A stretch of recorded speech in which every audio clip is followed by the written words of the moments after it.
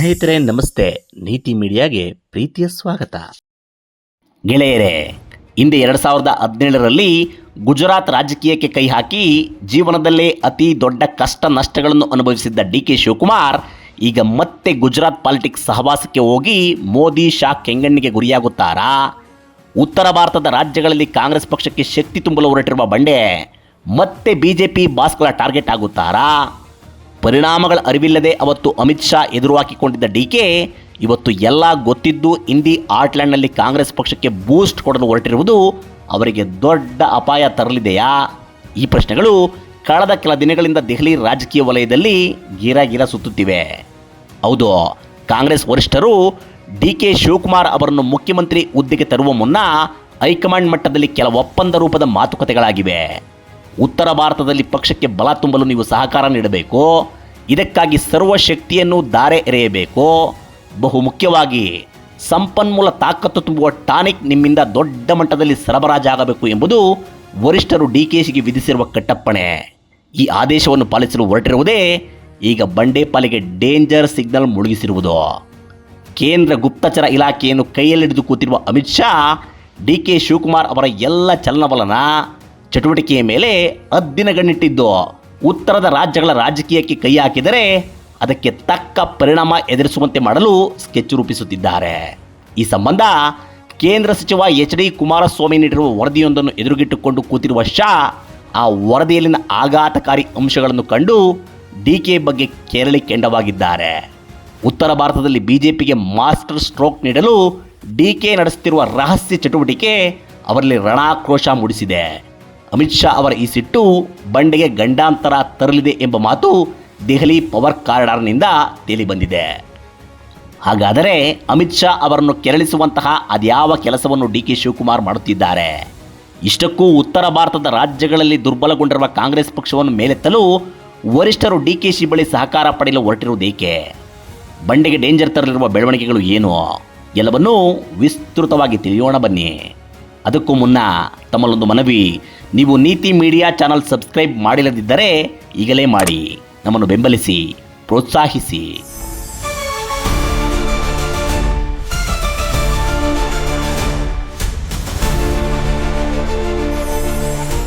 ಸ್ನೇಹಿತರೆ, ಮೋದಿ ಮತ್ತು ಅಮಿತ್ ಶಾ ಎಂದರೆ ದೇಶದಲ್ಲಿರುವ ಪ್ರತಿಪಕ್ಷಗಳ ಪಾಲಿಗೆ ಅಕ್ಷರಶಃ ದುಸ್ವಪ್ನ. ಇವರಿಬ್ಬರ ಕೆಂಗಣ್ಣು ಬಿದ್ದರೆ ಆ ಪಕ್ಷದ ಕತೆ ಮುಗಿಯಿತು ಅಂತಲೇ ಅರ್ಥ. ಅದರಲ್ಲೂ ಅಮಿತ್ ಶಾ ಆಪರೇಷನ್ಗೆ ಇಳಿದರೆ ಬಿಜೆಪಿಗೆ ಸವಾಲಾಗಿರುವ ಪಕ್ಷ ರಾಜಕಾರಣಿ ದೇಶದ ಯಾವುದೇ ಮೂಲೆಯಲ್ಲಿದ್ದರೂ ಸರಿ ಬೆನ್ನಟ್ಟಿ ಬೇಟೆಯಾಡಿ ಬಿಡುತ್ತಾರೆ. ಈ ಕಾರಣಕ್ಕಾಗಿಯೇ ಬಿಜೆಪಿ ಎದುರು ಬಹುತೇಕ ಪಕ್ಷಗಳು ಮತ್ತು ಆ ಪಕ್ಷಗಳ ನಾಯಕರು ಸದ್ದಿಲ್ಲದೆ ಸೈಡ್ ಆಗಿ ಬಿಡುತ್ತಾರೆ, ಇಲ್ಲವಾ ಸರೆಂಡರ್ ಆಗಿ ಬಿಡುತ್ತಾರೆ.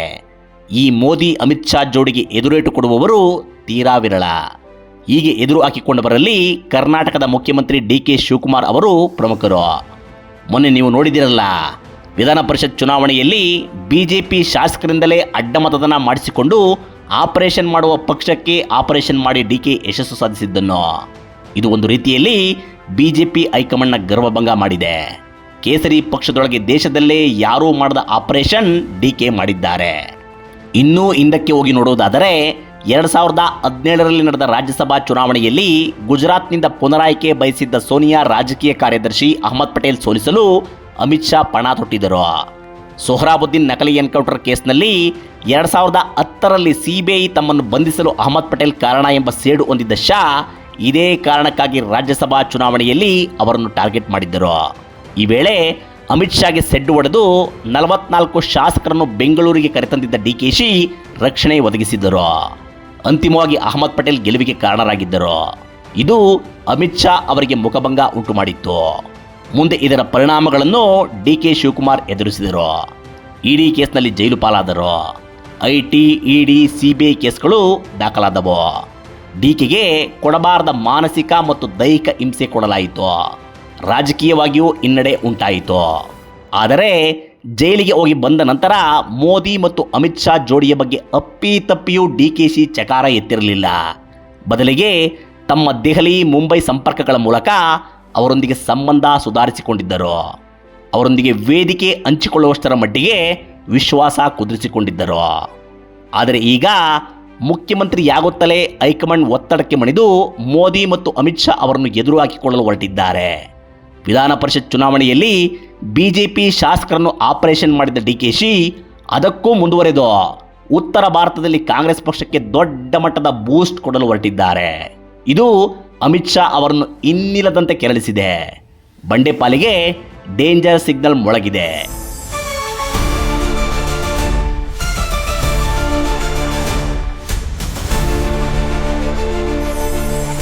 ಮಿತ್ರರೇ, ಡಿ.ಕೆ. ಶಿವಕುಮಾರ್ ಕರ್ನಾಟಕದಲ್ಲಿ ಬಿಜೆಪಿ ಶಾಸಕರನ್ನು ಆಪರೇಷನ್ ಮಾಡಿ ಅಡ್ಡ ಮತದಾನ ಮಾಡಿಸಿಕೊಂಡಿರುವ ವಿಚಾರದಲ್ಲಿ ಅಮಿತ್ ಶಾ ಸಿಟ್ಟಾಗಿರುವುದು ನಿಜ.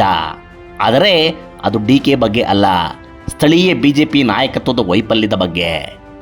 ಅಮಿತ್ ಶಾ ಅವರು ಡಿ.ಕೆ. ಬಗ್ಗೆ ಕೆಂಡಾಮಂಡಲ ಬಗಲು ಕಾರಣ ಎಚ್.ಡಿ. ಕುಮಾರಸ್ವಾಮಿ ಅವರು ಕೊಟ್ಟಿರುವ ಶಾಕಿಂಗ್ ರಿಪೋರ್ಟು ಮತ್ತು ಎಚ್.ಡಿ.ಕೆ. ವರದಿಗೆ ಪೂರಕವಾಗಿ ಗುಪ್ತಚರ ಸಂಸ್ಥೆಗಳಿಂದ ಅವರಿಗೆ ಸಿಕ್ಕಿರುವ ಖಚಿತ ಮಾಹಿತಿ.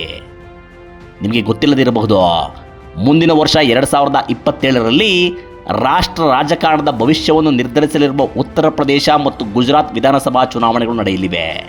ಅವುಗಳ ಜೊತೆಗೆ ಪಂಜಾಬ್, ಹಿಮಾಚಲ ಪ್ರದೇಶ, ಗೋವಾ, ಮಣಿಪುರ ಹೀಗೆ ಹಿಂದಿ ಆರ್ಟ್ಲ್ಯಾಂಡ್ ಪ್ರದೇಶದ 7 ರಾಜ್ಯಗಳಲ್ಲಿ ಅಸೆಂಬ್ಲಿ ಎಲೆಕ್ಷನ್ಗಳು ಜರುಗಲಿವೆ.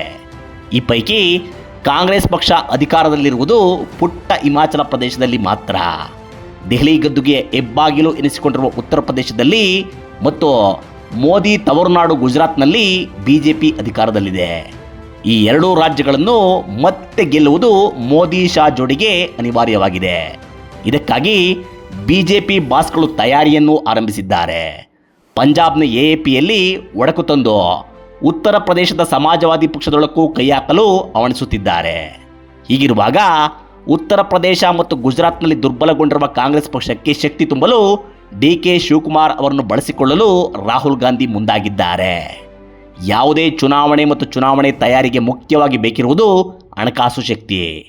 ಎಲೆಕ್ಷನ್ ಸ್ಟ್ರಾಟಜಿಯಿಂದ ಹಿಡಿದು ಪಕ್ಷದ ನಾಯಕರ ಓಡಾಟದ ಖರ್ಚಿನವರೆಗೂ, ಸಮಾವೇಶಗಳು, ರ್ಯಾಲಿಗಳಿಂದ ಹಿಡಿದು ಎಲೆಕ್ಷನ್ ಪ್ರಚಾರದವರೆಗೆ ಎಲ್ಲಕ್ಕೂ ಆರ್ಥಿಕ ಸಂಪನ್ಮೂಲ ಬೇಕೇ ಬೇಕು.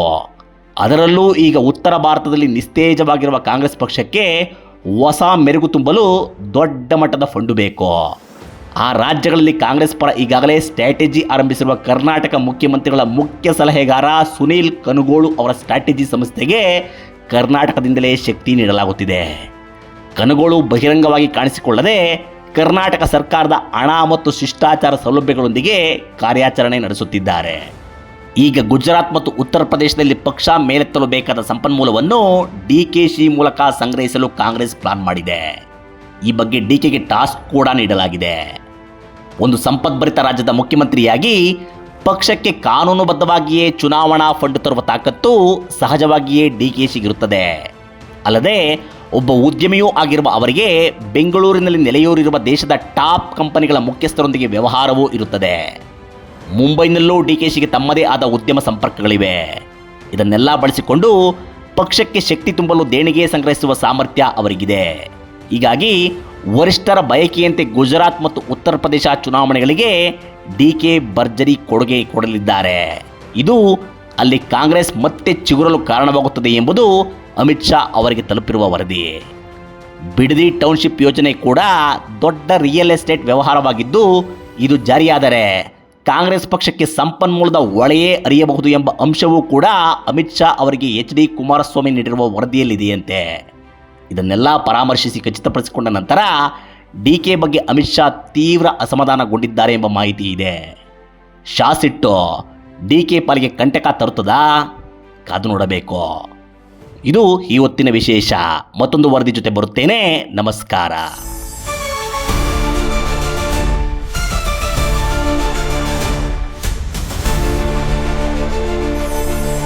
ನಿರಂತರ ವಿಡಿಯೋಗಳಿಗಾಗಿ ನೀತಿ ಮೀಡಿಯಾ ಯೂಟ್ಯೂಬ್ ಚಾನೆಲ್ ಸಬ್ಸ್ಕ್ರೈಬ್ ಮಾಡಿ.